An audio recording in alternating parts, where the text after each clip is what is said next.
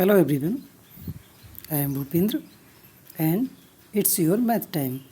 So, this is chapter 11 and chapter name is Algebra. Algebra में अक्सर हम जो पढ़ेंगे उसमें हमें बहुत सारी चीज़ें सीखने को मिलेंगी, जिसमें आपके वेरिएबल्स होंगे, नंबर्स होंगे, एक्सप्रेशंस होंगे। ठीक है, तो वेरिएबल्स क्या होते हैं, नंबर्स क्या होते हैं, इन सब के बारे में आज हम बहुत अच्छे से पढ़ेंगे। ये इस चैप्टर का इंट्रोडक्शन वीडियो है। अगर आपने इसको अच्छे से समझ लिया तो आपको एक्सरसाइज के क्वेश्चन करने में कोई प्रॉब्लम नहीं होगी। तो शुरू करें फिर से। Okay, let's start. सबसे पहले हम बात करते हैं पैटर्न की। तो पैटर्न देखो क्या होते हैं, आपने डिफरेंट टाइप्स के पैटर्न्स आप सीखे होंगे और देखे भी होंगे। कैसे होते पैटर्न? पैटर्न उसे कहते हैं जैसे एक ही शेप जब बार बार रिपीट होती है ना, तो उसको हम पैटर्न का रूप दे देते हैं। जैसे आपने देखा होगा आपके घर में बेड शीट होगी, उस बेड शीट में भी किनारे से एक डिजाइन सी बनी होती ना, उस डिज़ाइन का एक निश्चित शेप होता है और वो बार बार रिपीट होता रहता होगा। जैसे अगर इस टाइप की आपकी डिज़ाइन है तो वो बार बार इसी टाइप से बनती चली जाती होगी, है ना। तो दिस इज कॉल्ड पैटर्न, क्योंकि जब कोई एक शेप बार बार रिपीट होती रहे तो उसे हम पैटर्न कहते हैं। या इसके अलावा दूसरा एग्जाम्पल देखो, आपने अपने घरों में विंडो देखी होंगी, डोर्स देखे होंगे, उन विंडो पे कुछ डिज़ाइन दी होगी। जैसे आपका ये एक विंडो है, इस पर एक डिज़ाइन दी होगी इस टाइप से, तो ये आपका पैटर्न ही तो बोला जाएगा। इसमें इस टाइप का पैटर्न बना होता है, किसी और टाइप का पैटर्न बना होता है। तो ये सारे पैटर्न आपको अपनी डेली लाइफ की यूजेज में देखने को मिलते भी होंगे, है ना। ओके, नाउ अगले नेक्स्ट बात करते हैं हम कि क्या आगे और कौन कौन से पैटर्न बन सकते हैं। जैसे आपने अपनी बुक में भी देखा होगा इस टाइप के पैटर्न बनते होंगे, ठीक है ना। जैसे इस तरह से एल बनता होगा, बार बार इसको जोड़ दोगे तो ये ऐसे आगे बढ़ती चली जाएगी ये लाइन, तो ये आपका एक एल वाला पैटर्न बन गया। ठीक है, ऐसे अगर हम टी वाला पैटर्न बनाए तो बार बार टी जोड़ते चले जाएंगे, ये आपका टी वाला पैटर्न बन गया। तो ये होते हैं पैटर्न। अच्छा, अब इसको मैच स्टिक पैटर्न में कैसे करके बदलते हैं या कैसे पढ़ा जाता है। तो मैच स्टिक मतलब ये होता है, यहाँ कुछ और नहीं, मैच स्टिक मतलब होता है आपके हाउस में, आपके घर में जो होता है मैच स्टिक होती होंगी। ठीक है, मैच स्टिक मतलब माचिस की तीलियाँ। तो उन माचिस की तीलियों से आप डिफरेंट टाइप के डिफरेंट पैटर्न्स बना सकते हो। कैसे? जैसे शुरुआत करते हैं हम इंग्लिश अल्फ़ाबेट से। ठीक है, तो अल्फ़ाबेट में अगर हम टी बनाएं तो आपको टी बनाने में कितनी मैच स्टिक्स की ज़रूरत पड़ेगी? 2, यानी कि 1 मैच स्टिक ये हो गई, दूसरी ये हो गई। ठीक है, ऐसे ही अगर हम ई बनाएं तो कितनी मैच स्टिक लगेंगी आपको? 1 मैच स्टिक आपकी ये हो गई। ठीक है, 2 हो गई, यहाँ पे एक और लगेगी, 1 मैच स्टिक और लगानी होगी और तीसरी एक और लगानी होगी। तो टोटल ई बनाने में आपको कितनी मैच स्टिक लगेंगी? 3 और 1 4 मैच स्टिक का यूज होगा, आपका ई लेटर बन के तैयार हो जाएगा। ठीक है, इसी तरह से अगर हम एल लेटर बनाएं तो एल लेटर में आपको 2 मैच स्टिक की ज़रूरत पड़ेगी, एक ये और एक ये। तो इस तरह से आपका एल फॉर्म हो गया। इस तरह से आप और लेटर भी फॉर्म कर सकते हो मैच स्टिक की हेल्प से, है ना। तो अब ये तो हो गया आपकी लेटर फॉर्मिंग।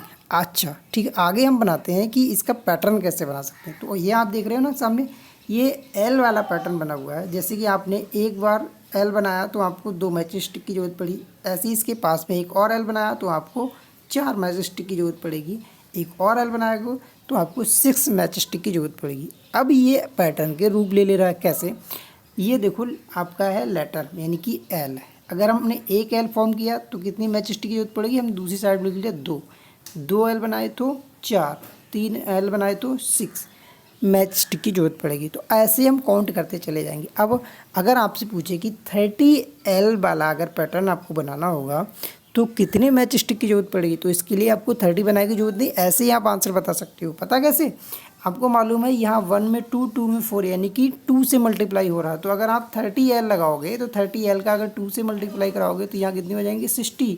यानी कि अगर इस तरह का पैटर्न आप बनाओगे उसमें अगर 30 एल लगे जुड़े होंगे तो उसमें आपको 60 मैच स्टिक की ज़रूरत पड़ेगी, है ना। तो इसका जो फार्मूला होगा वो आपका हो जाएगा number of match stick equal to 2n, यानी कि यहाँ जो 2 है वो तो आपका मैच स्टिक की संख्या बता रहा है। ठीक है, और जो n है आपका, ये आपका n बोला जाएगा कि ये कितने l हैं, ये l का नंबर बता रहा है। ठीक है, नंबर ऑफ l। तो अब ये जो n है ना, ये आपका अलजेब्रा में यूज होने वाला वेरिएबल है। क्या है? वेरिएबल है, ठीक है। तो इसी को हम वेरिएबल बोलते हैं। अब इसके वेरिएबल में आगे क्या होता है देखते हैं। वेरिएबल पढ़ते हैं। वेरिएबल यानी कि ये वेरी वर्ड से मिलके बना हुआ है, और वेरी का सिंपल सा अर्थ होता है चेंज।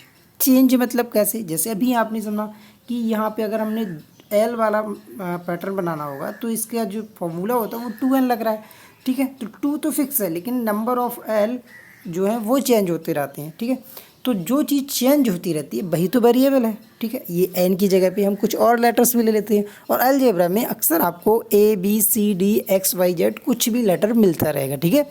तो ये हमारे वेरिएबल्स बोले जाएंगे। सीधे समझ जाओ, वेरिएबल की जो वैल्यू होती है वो चेंज होती रहती है, ठीक है। इसी तरह से अगर हम आपसे कहें कि आपको कोई ऐसा लेटर लेना जिसमें 3 मैच स्टिक आती हो, तो 3 मैच स्टिक इसमें लग जाएंगे। चलो एन लेते हैं, ये 1, ये 2 और ये 3, तो ये हमारा बन गया एन, ठीक है। तो एन के लिए कितनी मैच स्टिक लगी? 3। तो अब आप क्या करोगे? अगर आपको एक एन बनाना है तो आपको 3 मैच स्टिक लगानी है, एक एन और बनाना है तो आपको 3 और लगानी होंगी, एक एन और बनाना है तो आपको 3 और लगानी होंगी। तो इसका मतलब क्या होगा? मतलब ये आपकी 3 और ये 3 और ये 3, यानी कि अगर आपने 3n बनाए यानी 3n बनाए तो आपको कितनी मैच स्टिक की जरूरत पड़ेगी? 9 की। तो यहाँ जो फार्मूला बनेगा वो आपको 3n बनेगा, और यहाँ n की जो वैल्यू है ना वो नंबर ऑफ n हो जाएगी, और 3 जो है वो मैच स्टिक का नंबर बताते हैं। तो इसी तरह से अगर आपसे पूछा जाए कि 15n का अगर आपको पैटर्न बनाना है उसमें कितनी मैच स्टिक लगेंगी, तो आप सीधे से सिंपल बता सकते हो 3 मल्टीप्लाई n की वैल्यू कितनी हो जाएगी? 15। तो 15 3 जो होता है हमारा 45, ठीक है। तो जो हमारा एन का पैटर्न बनाने में 15n अगर लगाओगे तो 45 मैच स्टिक्स की ज़रूरत पड़ेगी। और वेरिएबल्स भी यही बताता है, ये बताता है कि ये जो n है ये हमेशा चेंज होता रहेगा, ठीक है ना। अभी यहाँ पे 15 ले लिया हमने, अब अगर हम चाहें तो यहाँ पे 10 भी ले सकते हैं, यहाँ पे हम चाहें तो 8 भी ले सकते हैं। तो n हमेशा वेरिएबल है, वेरी करता रहता है, चेंज होता रहता है। तो इसलिए कोई भी लेटर अगर आपको अलजेब्रा में मिले तो वो वेरिएबल होगा, ओके। अब अच्छा, इसका यूज क्या होता है? तो यूज के लिए हम देखो पढ़ते हैं। यूज इसका ज्योमेट्री में भी होता है और अर्थमेटिक में भी होता है। तो ज्योमेट्री में कैसे होता है? देखो ज्योमेट्री में ऐसे होता है, ये आपका एक सामने दिया हुआ है स्क्वायर, ठीक है। अब स्क्वायर की साइड अगर हमें लेनी होती हैं, एंगल अगर लेने होते हैं, तो इसमें हम वेरिएबल का यूज कर लेते हैं। जैसे स्क्वायर की साइड ए से लिखते हैं ना, तो इसको ए लिख लिया। अब अगर आपसे पूछे कि स्क्वायर का एरिया क्या होता है, तो हम लिखते हैं साइड इंटू साइड, ठीक है, या फिर सीधे लिख लेते हैं ए स्क्वायर। पता क्यों? क्योंकि इसका एक एरिया ए है एक साइड और दूसरी साइड है ए, तो ए और ए का जब हम मल्टीप्लाई करते हैं तो इसको हम ए स्क्वायर भी लिख सकते हैं। तो ये हमारे दोनों वेरिएबल ही तो हैं। अब ये जो है वो साइड को रिप्रेजेंट कर रहा है। अब साइड हमारी कुछ भी हो सकती है, 2 सेंटीमीटर भी हो सकती है, 3 सेंटीमीटर भी हो सकती है, 4 सेंटीमीटर भी हो सकती है, ठीक है ना। इसलिए इसको हमने वेरिएबल के रूप में लिखा है ताकि ये फिक्स ना हो। अगर हम यहाँ पे कोई नंबर लिखते तो वो हमेशा 2 के लिए ही आता। अब ये जो फॉर्मूला है ना आपका ए स्क्वायर, ये सारे नंबर्स के लिए फिट हो गया यहाँ पे। अब आपकी साइड कुछ भी हो, फॉर्मूला आपका ए स्क्वायर ही रहेगा, ठीक है। अब सोचो अगर ये वेरिएबल ना होता तो इसके साइड का फार्मूला कैसे लिखते हैं हम? चलो ठीक है, नंबर लेते हैं। तो अगर हम एक की जगह पे 2 नंबर लेते हैं तो ये आपका 2 का स्क्वायर ही होता है। तो इसका मतलब ये तो फार्मूला फिर काम नहीं करता, ये सिर्फ 2 के लिए ही काम करता है। 3 के लिए फिर कौन सा लाते, 4 के लिए फिर कौन सा लाते, है ना। तो इस तरह से हमें यहाँ पे वेरिएबल्स की ज़रूरत पड़ी, ये काम नहीं करेगा। तो वेरिएबल इसलिए हम लिख लेते हैं ताकि एक कुछ भी वैल्यू हो हम यहाँ पे पुट करके उसका आंसर निकाल सकते हैं। सेम इसी तरह से अगर पैरीमीटर इसका निकालना हो तो आपको पता हो तो पैरीमीटर का जो फॉर्मूला होता है 4 इंटू साइड होता है, और साइड यहाँ पे हमने कितनी ली है ए, तो यहाँ पे आंसर हो जाएगा ए, ठीक है। तो पैरीमीटर का जो फार्मूला हो जाएगा वो 4a है ना, सिंपल। इसीलिए इसका काम है। अब ए जो है आपका वो कुछ भी हो, अगर आपका ए 2 है तो आपका पैरीमीटर 4 इंटू 2 कितना हो जाएगा 8। अगर आपका ए मतलब साइड इसकी स्क्वायर की 3 है तो 4 3 या 12, तो आपका पैरीमीटर 12 हो जाएगा। This is so simple.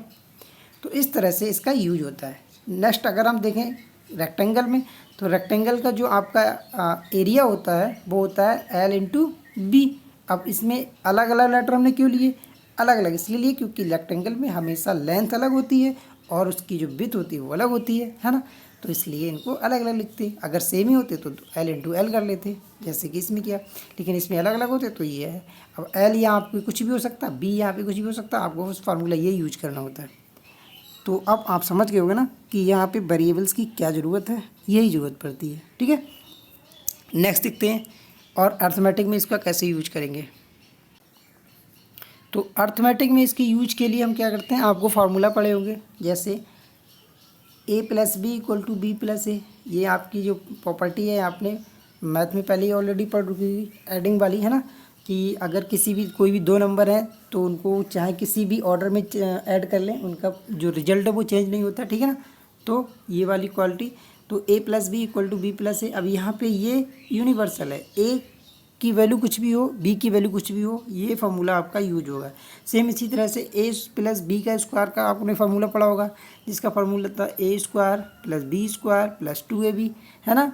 तो ये आपके यहाँ पे a और b की वैल्यू चाहे कुछ भी हो, हमेशा ये यूज होगा। जैसे आपका a प्लस बी है तो यहाँ पे 10 प्लस 2 का होल स्क्वायर, ये भी फार्मूला आपका यूज होकर आंसर देगा। ऐसे यहाँ पे अगर a की वैल्यू अगर हम यहाँ पे 8 ले लें और b की वैल्यू यहाँ पे 3 ले लें, तब भी आपका आंसर देगा निकाल के, है ना। अगर से यहाँ पे a की वैल्यू आपको 5 मिल जाए और b की वैल्यू 2 मिल जाए, तब भी आपको आंसर निकाल के देगा। कहने का मतलब ये होता है वेरिएबल हमेशा चेंजेबल होता है, उसकी जगह पे आप कुछ भी वैल्यू पुट कर सकते हो, रिजल्ट हमेशा आपको उसी तरह से निकाल के देगा। ठीक है, यहाँ पे a क्या है, b क्या है, नॉट फिक्स, तो ये वेरिएबल हमेशा अपनी वैल्यू के हिसाब से यूज किए जाते हैं, इनकी वैल्यू कुछ भी हो जाती है। ओके, तो ये होता है हमारा वेरिएबल्स और इनका यूज। नेक्स्ट बात करते हैं एक्सप्रेशन विद वेरिएबल्स। अब वेरिएबल्स के साथ एक्सप्रेशन कैसे करते हैं, जैसे अगर आपको बताया गया हो कि x प्लस 10 है, ठीक है, तो इसको आप कैसे एक्सप्रेस करोगे। तो x है आपका वेरिएबल और 10 है आपका कोई नंबर, तो आप कहोगे कि 10 ऐड किया गया है x में, 10 क्या किया गया, 10 ऐड किया गया है x में। तो इसको कैसे लिखोगे, इसको लिखोगे 10 is added to x, 10 is added to x। Same ऐसे ही माइनस के लिए अगर हम क्या पढ़ेंगे, तो बाई में से 3 माइनस किया गया है, तो 3 इज सब्ट्रैक्टेड फ्रॉम बाई। किस में से माइनस हो रहा है, बाई में से माइनस हो रहा है, इसलिए फ्रॉम बाई। ठीक है, ध्यान रखोगे इसमें 3 माइनस किया गया है किससे, बाई से, तो 3 इज सब्ट्रैक्टेड फ्रॉम बाई। यही क्वेश्चन आपको अपनी एक्सरसाइज में मिलेंगे देखने को। ऐसे ही 5 का मल्टीप्लाई अगर जेड से करेंगे तो इसका कैसे कैसे एक्सप्रेशन होगा, तो इसका एक्सप्रेशन लिखने के लिए हम करेंगे 5 इज मल्टीप्लाइड टू जेड। 5 का मल्टीप्लाई हुआ है जेड के लिए, ठीक है, तो 5 is multiplied to Z. Understood, इसको ध्यान रखोगे।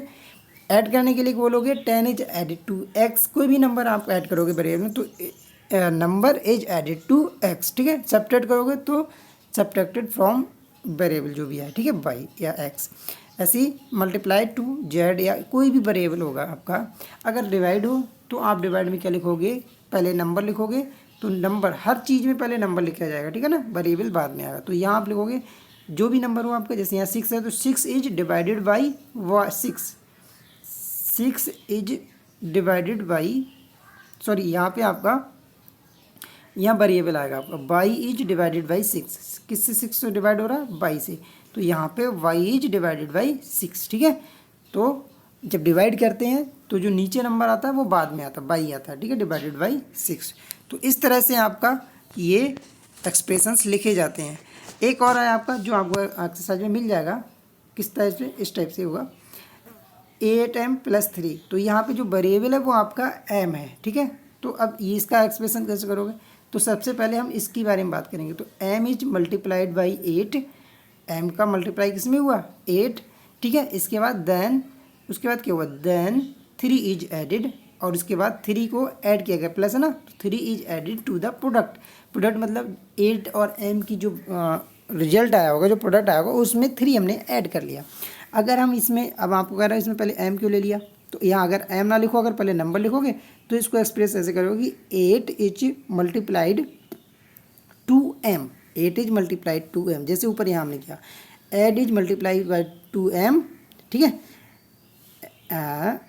8 is multiplied to m, then 3 is added to the product. ऐसे भी एक्सप्रेस कर सकते हो या ऐसे भी कर सकते हो, m is multiplied by 8, then 3 is added to the product. ठीक है, अब ये तो रहे आपके नंबर्स और इस तरह से रहे आपके एक्सप्रेशंस। कभी कभी आपको ऐसा ये दिया हुआ होगा रिटन में और आपको इस तरह से उसको लिखना होगा। ठीक है, जैसे आपसे हम पूछें 6 इज एडेड टू वाई, तो कैसे लिखोगे? 6 इज एडेड टू वाई, तो हम इसको में लिखेंगे वाई प्लस 6 इस तरह से। अब प्लस में कुछ भी नहीं होता, 6 प्लस वाई भी आप लिख सकते हो, नो प्रॉब्लम। ठीक है, तो इस तरह से एक्सप्रेशंस करते हैं, इस तरह से वेरिएबल्स का यूज होता है और ऐसे ही आपको एक्सरसाइज के क्वेश्चंस मिलेंगे जिनको आपको सॉल्व करना होगा। तो मिलते हैं अगले वीडियो में, तब तक के लिए आप इसका प्रैक्टिस कीजिए। Bye bye.